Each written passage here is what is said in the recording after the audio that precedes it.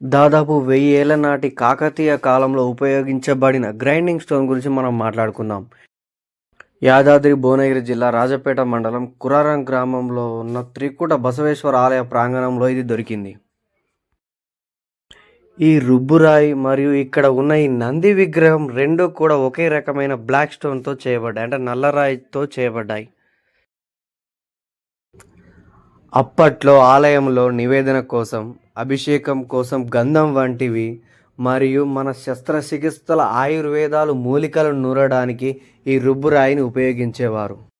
ఇప్పుడున్న యంత్రాల వసతులు ఆ కాలంలో లేకపోయినా దీనిని ఎంతో నైపుణ్యంతో నునుపుగా చెక్కడం మన శిల్పుల ప్రతిభకు గుర్తు.